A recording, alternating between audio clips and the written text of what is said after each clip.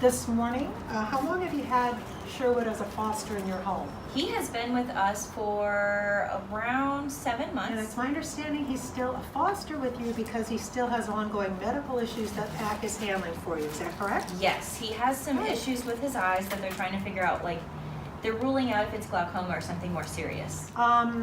The reason for the people we're videoing this so people can get an idea of what a visit with Top Dogs trainers is like.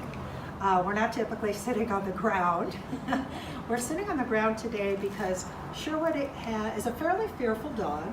We don't really know what his history was before he came to PAC. Whatever it was, it's brought him to us in a condition where he's somewhat fearful. And we know it's easier on a fearful dog if strangers, like we PAC trainers, are down low and also kind of facing a little bit away from him.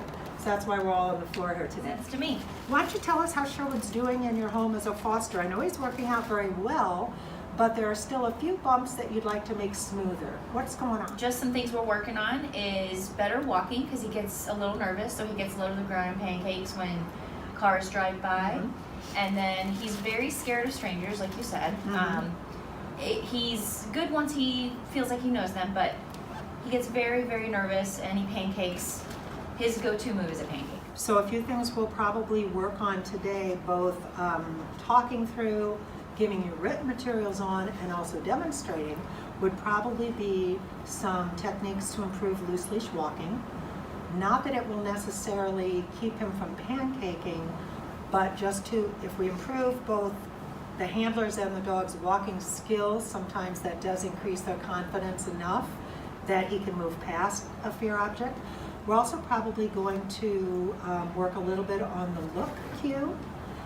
We find with dogs that are upset about something in their environment, if you can train a really well ingrained look, you can distract them from what's upsetting them and help them focus on you, a security object, and move them away from the scary item, That's whatever really it is. For look, let's talk through a look cue first.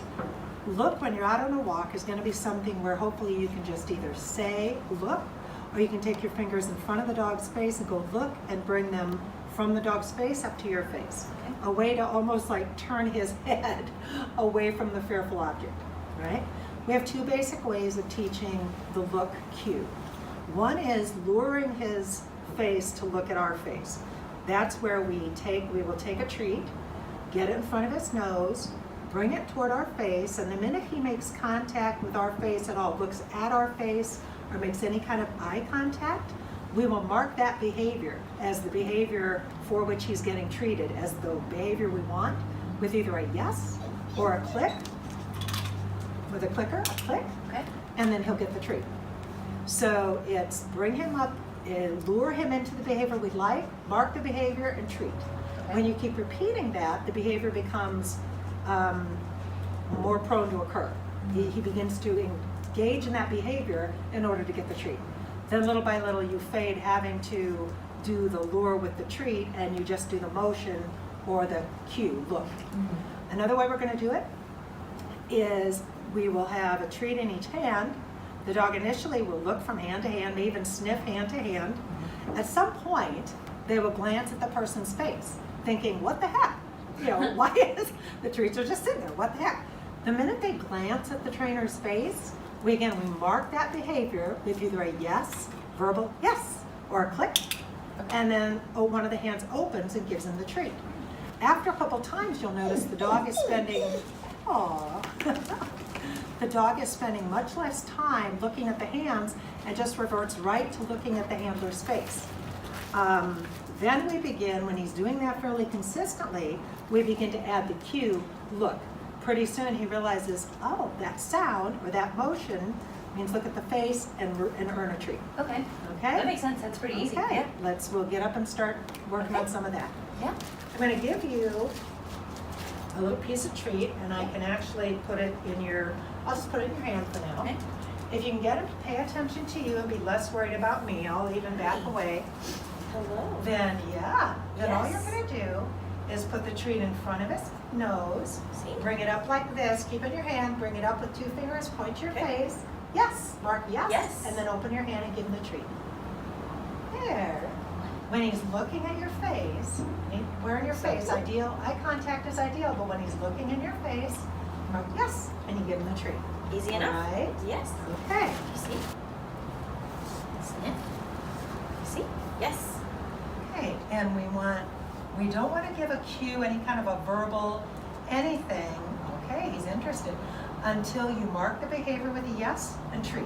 We'll add a cue, like the look cue, later on. When he's consistent in looking at your face about 80% of the time, then we'll add the look cue. So don't use the phrase. Got it. Not now, because too early in the process, it's just wasted noise. Got It has it. no meaning to Okay. him.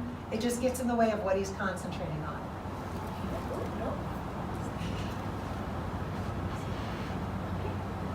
Yes. Okay. Now, when he sniffs at whatever, don't say no, don't give him any kind of corrections. Okay. Just bring it little by little up to your face. The minute he looks at you, mark it and give him the treat. Yes. There. Good. Hey, come here. And let him, if he wants to go somewhere, let him do that. That's Okay. fine. All right. Okay, so Nikki, great job on the luring him to look at your face, that's great. Now we're gonna try more of a capturing method, meaning setting him up in a way that he will offer that behavior. We can then reward the behavior we like, which results in him offering it more and more and more. Okay. When he's offering the behavior consistently in response to when he's offering the behavior about 80% of the time, then we start adding a cue to it, like look, the word look, okay, in a training session. So you've got treats in your right hand pocket. What we're gonna do now is you take a tiny bit of a treat Okay. in each hand. Okay. And you'll have him come and sit or stand in front of you. You don't need to place him in any kind of a sit or a down, just let him be with you. Okay.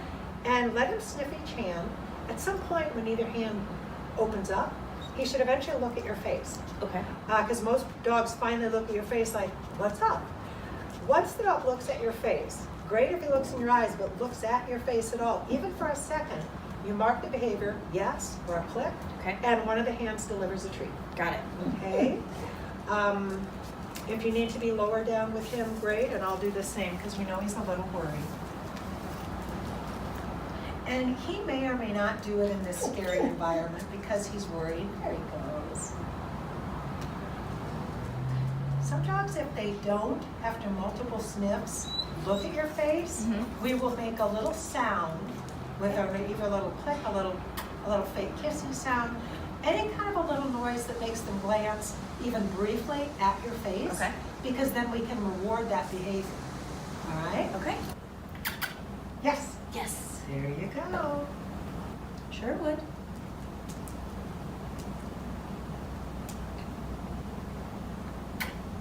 Yes. There you go. And I don't know if the camera can pick up that you're saying the yes, but you are. Yes. So the minute his eyes contact your face, ideally your eyes, but look at any part of your face, that's when you mark it, yes, and the treat hand flies open. And it can be either hand. It doesn't have to be the one he was Okay. sniffing.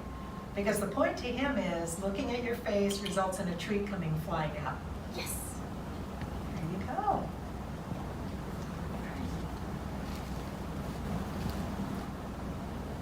Yes. Very nice. A treat in it.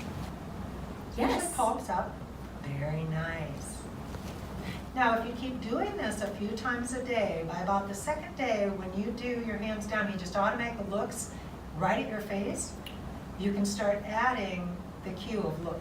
So, Nikki, you were Yeah. talking about your dog is going to be meeting some strangers today, and it's going to be really important for you to protect his environment so that he's comfortable, and that because people just, with a dog that's so wonderful like this one, they want to, run up and pat them, and that would be disastrous for him. It would be very scary because he's It'd a be very scary. fearful dog. Yeah. So you need to, I'm gonna take this off here because, so you can hear me, but what you need to do is you need to coach these people to not reach out a hand, not try to touch, and even now, we've been working for quite a while and we're not trying to touch him. It's okay if he touches us, We're not So he's French. comfortable now. We're not making eye contact with him. We're trying to keep one shoulder towards him. Okay. Dogs approach, in the dog world, a direct approach is really rude and a little bit challenging. So they approach each other at an arc from the side and just as horses do. So, thank you, baby. So we want to make sure that people are doing that. I got good eye contact there. Yeah. He's Is he- asking me for treats with eye contact. But Because he even learned him look. coming forward to Lynn like that. Yes, look, yes. Yeah. But even him coming and approaching Lynn like that, she's not gonna reach out and try to pet him. She's letting him understand you can approach humans and they won't always try to grope on you. That's Yes. wonderful. That's a good point. His eye came up just for a millisecond. And it came up to my face. Nice. Good. He's a quick learner. So, coaching your guests is really important. Ask them to not, actually to ignore him. Ignore him. Okay. And make sure that they don't make eye contact and that they don't directly approach him shoulder to shoulder. Humans, that's polite. Dogs, that's really rude. Okay. That makes sense. That's helpful. Yeah. Good. That was wonderful. Yes. Yes. His tail's wagging a lot. Yes. Look. Yes. Look. Yes. So what we're going to do is we're going to send you home with written instructions on look, because as simple as it sounds, to coordinate everything is not easy. Right. It's muscle memory for you as well as for the dog. To say consistently the same word is the hardest part, I think. To say yes every time, or whatever it is. And to do it at the exact moment where he's giving you that, yeah, you bet. And the closer and more precise you can be, the faster the training works. Boy. So I'm going to give you training a dog to focus on you, the look command, the sit command, and the loose leash walking instructions, along with written information on basic manners for dogs. So these are just other very basic commands, because when a dog is doing something that you don't want them to do, the best way to get them to, because you can't teach a dog not to do something, but you can teach them to do something else. So if you can give them an alternate behavior, something that they can do, like the look, instead of being afraid of what's coming down the sidewalk, or a sit that they'll give you every time, that's what you want to do. So this will give you a lot of options. We'll train your dog not to jump up. Yes. That's an easy one, because all you have to do is remove the reward.